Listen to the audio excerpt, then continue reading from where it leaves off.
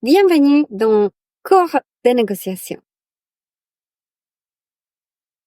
Si vous avez un projet immobilier et vous êtes actuellement à la recherche d'un bureau de notaire pour signer un contrat de vente d'achat d'un bien immobilier, vous connaissez bien les problèmes qui sont liés à la gestion de la relation avec un notaire. J'imagine que vous avez déjà lu sur Internet, que vous avez déjà essayé de saisir toutes les informations, de voir comment discuter avec un maître, quelqu'un qui semble être bien indiqué, loin, peu disponible, et surtout, ça coûte cher. Donc, son temps est précieux, il est jamais disponible, il répond en mail pas personnellement, mais c'est son assistant stagiaire qui répond à vos questions. Toute cette relation avec un notaire, ça peut provoquer beaucoup de stress et ça peut augmenter votre un peu anxiété et la manière comment vous abordez les sujets peut être un peu déstabilisée parce que c'est une persona peu accessible qui fait cette barrière. En fait, je vous parle de cette relation de notaire parce que mes propres expériences avec plusieurs notaires que j'ai connus ou je connais ont été plus ou moins comme ça et discussions avec mes amis ou mes clients apportent des expériences, des feedbacks qui sont pareils. Donc, dans cet épisode de cours de négociation, je veux vous parler comment on discute avec un notaire et surtout, est-ce qu'on peut négocier une remise par rapport aux prestations qu'on achète chez lui? Parce que finalement, qu'est-ce qu'il fait un notaire? Finalement, on prend un contrat qui est un modèle, donc lui, il a bien un modèle en Word, il ajoute les données de notre bien immobilier dedans, et bon, voilà, on paye bien une centaine d'euros à un travail qui nous semble être ridicule. Est-ce que c'est le cas? Et comment s'y prendre? Restez avec moi si vous voulez connaître des astuces comment on discute avec un notaire. Je m'appelle Maria, je facilite les cours de négociation. Si vous voulez connaître des astuces, des tactiques, des stratégies, des idées comment structurer une négociation, restez avec moi.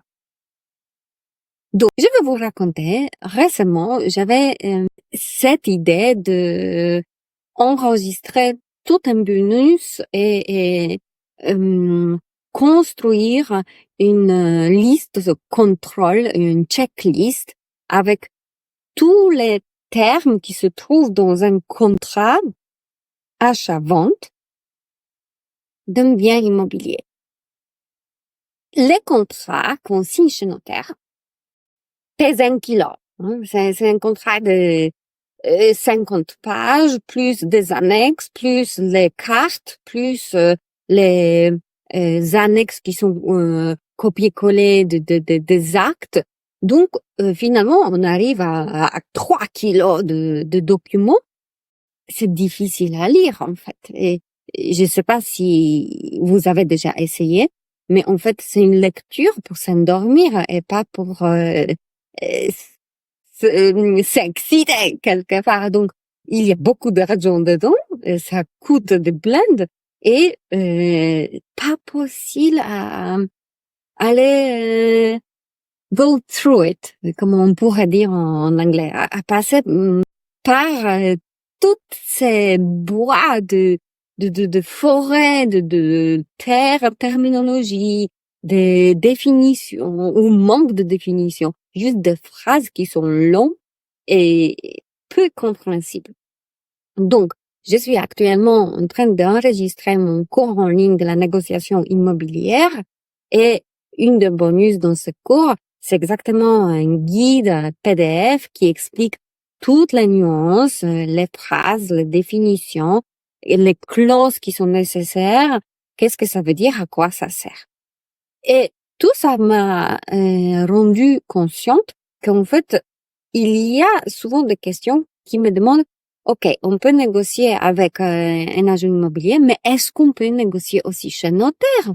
Est-ce que notaire, ce sont les prix fixes parce que c'est réglementaire, parce que c'est l'État qui nous impose, donc on n'a rien à dire, on doit payer, ça c'est réglé.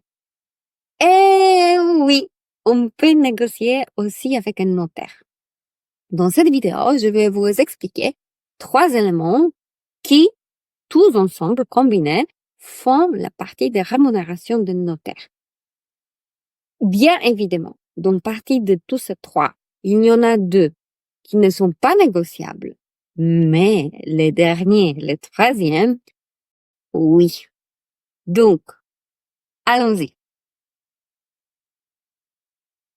Composition des frais de notaire. Premier élément, ce sont les taxes et les droits qui sont reversés à l'État. Donc, oui, cette partie-là, c'est une partie réglementaire qui a été définie dans le code et dans les droits qui appartiennent au bureau notarial. Donc, ici, il n'y a pas de marge de manœuvre.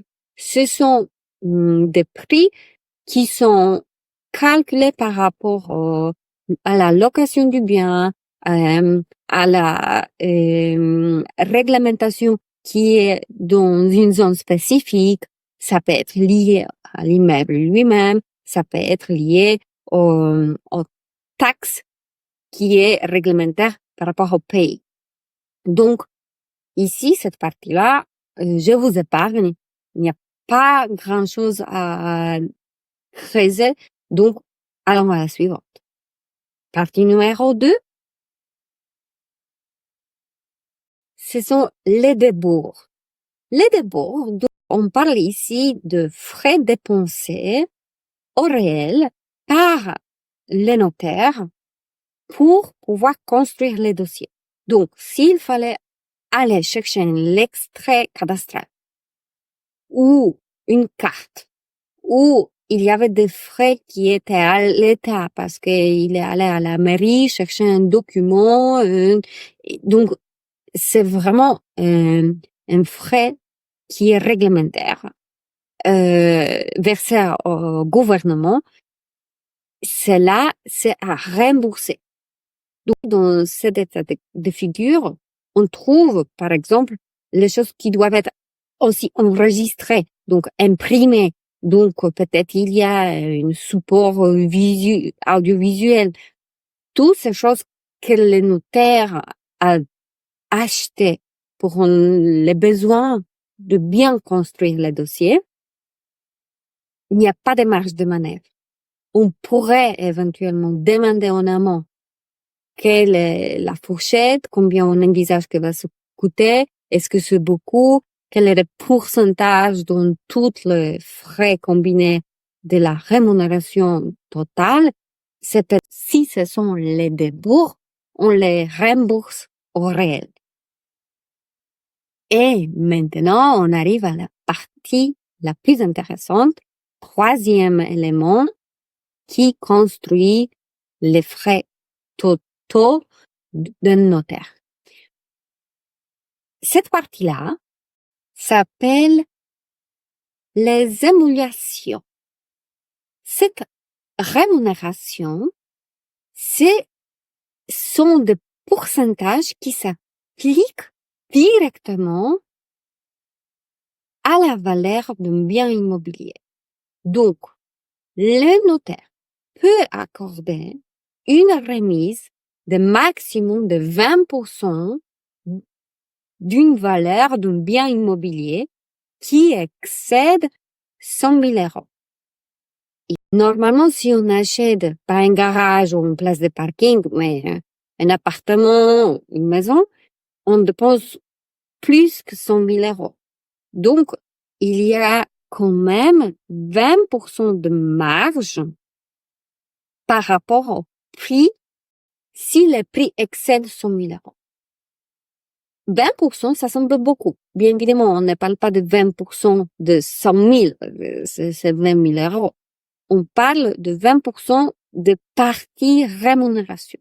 Donc, il faudra bien détailler dans le devis ou voir qu'est-ce qu'il y a écrit ou discuter en amont avec le notaire et demander la partie des émulations, des émoluments. Pourquoi c'est intéressant tout ça? Si le notaire va voir que vous êtes quelqu'un curieux, intelligent, vous posez des questions dans le sens de quoi il consiste cette affaire-là, comment il est construit le dossier, le notaire va voir que vous les challengez, vous montrez quelque part l'intérêt par rapport à la situation. Donc, il va apprendre à vous donner plus d'explications, plus de détails. Et ça peut servir à votre avantage, pas uniquement au moment de la négociation de prix, mais aussi s'il y a une astuce à vous proposer de bien vérifier l'ancienneté du bien, de bien vérifier les garanties, de parler et vous donner vraiment de bons conseils, de bonnes pratiques de son propre expérience. C'est grâce à cet échange que vous avez construit, que vous avez mis en place en amont. Donc, je vous conseille fortement d'entretenir cette relation. Le notaire va se sentir aussi personnellement bien chuchoté parce que vous parlez de son cœur de métier, vous lui posez des questions qui sont proches à lui. Grâce à cet échange, vous construisez un pont entre vous et lui. Donc, je vous vraiment conseille, j'aimerais vous rendre quelque part conscient que c'est grâce au questionnement qu'on peut construire un pont. À la prochaine!